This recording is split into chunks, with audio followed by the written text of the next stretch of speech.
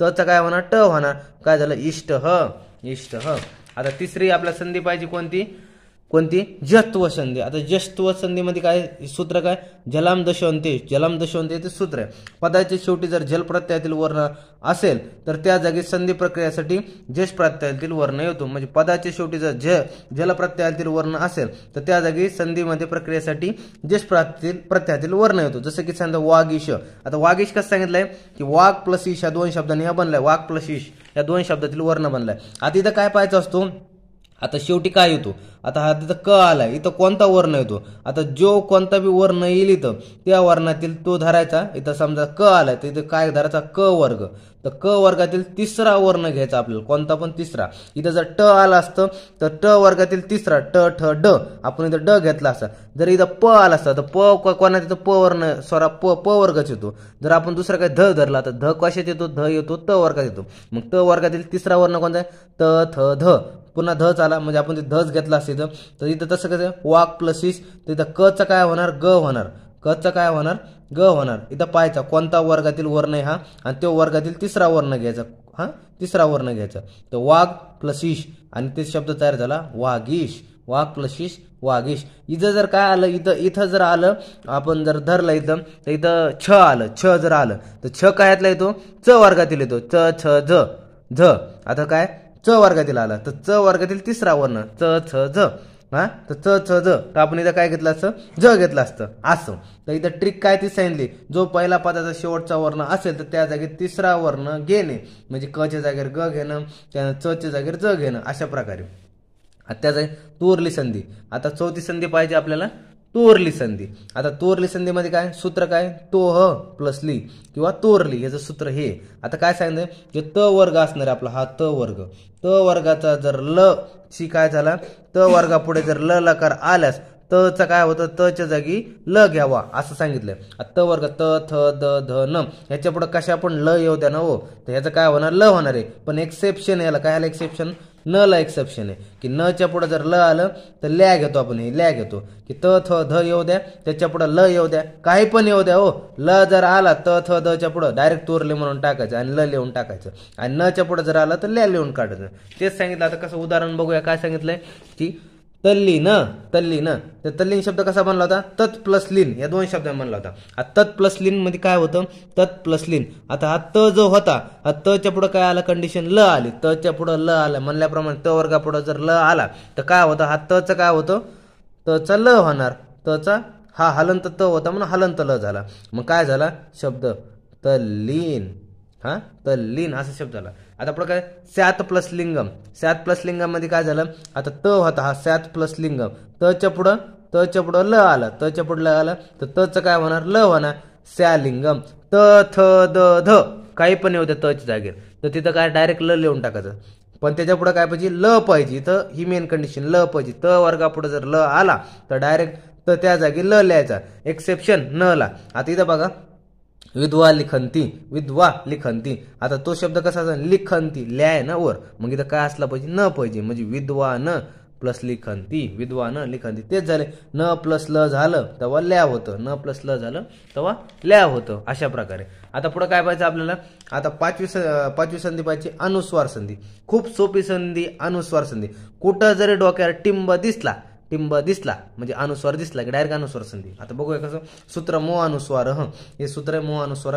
कसं म आकार म कारांत शब्दापुढं कोणतेही व्यंजन आले म चा अनुस्वार होतो. म्हणजे म आकारांत म्हणजे काय, म कारांत म्हणजे काय ज्याचा शेवट मने होतो. मकारांत शब्दापुढे कोणतेही व्यंजन आलेस त्याचा म चा अनुस्वार होतो. जसं की मकारांत काय हरिम, मने शेवट झाला म्हणजे हरिम. आकारांत म्हणजे अने शेवट, उकारांत म्हणजे ऊने शेवट, मकारांत म्हणजे मने शेवट. आता हरिम मने शेवट झाला हरिम. त्याच्या पुढे काय आलं मकारांत शब्दापुढे कोणते व्यंजन आले. आता व्यंजन तुम्हाला माहिती पहिले कोणते होते 13 जे आपले काय होते स्वर होते कोणते, जे आपला अच प्रत्यय होता तो स्वर आपला कसा होता सारा स्वर होता.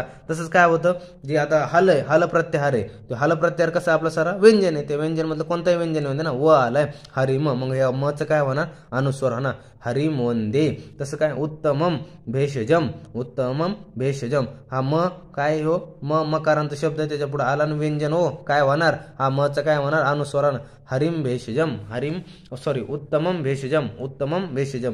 आता त्यानंतर 6वी संधी पाहतो आपण कोणती, परसवर्ण संधी. परसवर्ण संधी सूत्र काय, अनुस्वारस्य येई परसवर्ण, अनुस्वारस्य येई परसवर्ण. म्हणजे काय सांगितलं, पदाच्या शेवटी जर अनुस्वार असं आणि त्यानंतर पुढे जर ये प्रत्यय आले तर वर्ण आले असेल तर परसवर्ण योजावा. म्हणजे पदाच्या शेवटी जर अनुस्वार असेल आणि ये प्रत्यय आले तर वर्ण असेल तर परसवर्ण योजावा. आता बघूया कसं सांगितलं पुढं, काय वर्ग काय सांगितलं, क वर्ग, च वर्ग, ट वर्ग, त वर्ग, प वर्ग. आता 5 वर्ग आहेत आपल्याकडे. या 5 वर्गातील अनुनासिक काय घ्यायचं, की याचा क वर्गातील अनुनासिक कोणता वर्ण असेल, न.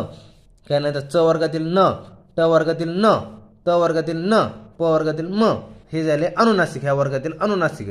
आता काय की जे आपण काय पाहिलं तर अनुस्वारवाले, तर अनुस्वारचे काय पाहिलं तर की पदाच्या शेवटी अनुस्वार आणि ये प्रत्यय वर्ण असेल तर परसवर्ण योजा. आता काही जण म्हणते कसं आहे सर, कंप ह येतो एकच शब्द आहे, नाही बाळा तसं नाही, हे कम प्लस प आहे. तर आता काय पदाच्या शेवटी अनुस्वार, कमच्या डोक्यावर अनुस्वार आहे आणि हे पुढं काय आहे की ये प्रत्याहारातील वर्ण आहे, हा प ये प्रत्याहारातील वर्ण. आता कसं आहे, प वर्गातील हा आहे, तर प वर्गातील हा आहे म्हणून ह्याच्यातलं काय करायचं आपल्याला की जो प वर्गातील आहे ह्यातला प चा काय घ्यायचा, अनुनासिक घ्यायचा आहे. म्हणजे काय करायचं, प चा हा म उचलायचा, आपला क चा म उचलायचा आहे. म्हणजे काय असेल, कंप.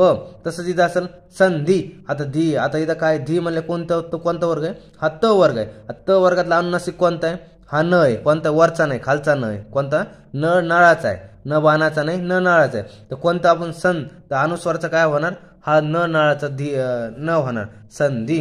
आता शांती, शांतीचा आता कोणता आहे, त वर्ग आहे. त वर्गातला कोणता होणार, न नळाचा होणार, शांती. आता खंड, आता ड काय हातला, हे बघा ड काय हातलाय, की हे त ट ठ ड ढ, त ठ ड आलं ना, डमरूचं ड. तर खंड, ड काय हातला, ट वर्गातला आहे. तर हे अनुस्वारचं काय होणार, न होणार, न बाणाच होणार, खंड. अशा प्रकारे ही संधी होती आपली. कोणती संधी होती, परसवर्ण संधी होती. आता पुढची पाहतो आपण 7वी संधी, अनुनासिक संधी. आता अनुनासिक संधीमध्ये काय पाहतो आपण की सूत्र काय याचं, काय येरो अनुनासिके अनुनासिको वा, येरो अनुनासिके अनुनासिको वा. अशा प्रकारे अनुनासिक संधीचं सूत्र आहे. यातला काय होतं, यर प्रत्याहार जे असेल त्याच्या पुढे जर अनुनासिक शब्द आला तर त्याचं काय होतं, यर प्रत्याहार होतो. यर प्रत्याहाराच्या वर्ण पुढे जर अनुनासिक शब्द आला तर यर प्रत्याहार होतो. जसं की काय सांगितलं, पदाच्या शेवटी जर यर प्रत्याहारातील वर्ण असेल आणि त्यापुढे अनुनासिक वर्ण आल्यास तर यर प्रत्याहारातील वर्ण योजावा. म्हणजे पदाच्या शेवटी जर यर प्रत्याहारातील वर्ण असेल आणि त्यापुढे अनुनासिक वर्ण जर आला तर यर प्रत्याहारातील वर्ण योजावा. जसं की उदाहरणार्थ समजून घेऊया, कसं सांगितलंय की यर प्रत्याहार जे असते आपले, तर जे हल प्रत्याहार असतो त्यातला फक्त जो ह सोडून द्यायचा, त्यातले सगळे जे वर्ण येतात ते सारे यर मध्ये येऊन जातात, ते सारे ते यर प्रत्याहारात येऊन जातात. ह सोडून सर्व व्यंजने जे असतात ते वर्ण असतात ते काय ते यर प्रत्याहार येतात. उदाहरण कसं सांगितले, एतन मुरारी. आता एतन मुरारी कसं शब्द बनलेला असेल की एतन प्लस मुरारी. आता काय होतं की यर प्रत्याहारातील हा न जो होता तो यर प्रत्याहारातील होता आणि जो म होता तो अनुनासिक होता. अनुनासिक तुम्हाला आता शिकायला कोणकोणते ते, क वर्गात न आहे, च वर्गात न आहे, ट वर्गात न आहे, त वर्गात न आहे आणि प वर्गात म आहे. आता कसं होतं की एतन मुरारी हा यर प्रत्याहारातील वर्ण आहे, न शेवटचा वर्ण, आणि मुरारीतला हा म जो अनुनासिक सुरुवात झालेली. काय सांगितलं होतं, पदाच्या शेवटी कुठे गेलं, पदाच्या शेवटी जर यर प्रत्याहारातील वर्ण असेल आणि त्याच्या पुढे अनुनासिक वर्ण असेल तर यर प्रत्याहारातील वर्ण योजा. म्हणजे यर प्रत्याहारातील वर्ण घ्यायचा आपल्याला. कसा घ्यायचा की जो न असेल तर न कशातला आहे, हा त वर्गातील, हा न कशातला त वर्गातील, तर त वर्गातील कोणता तिसरा वर्ण घ्यायचा. त वर्गातील तिसरा काय घेतला, द घेतला.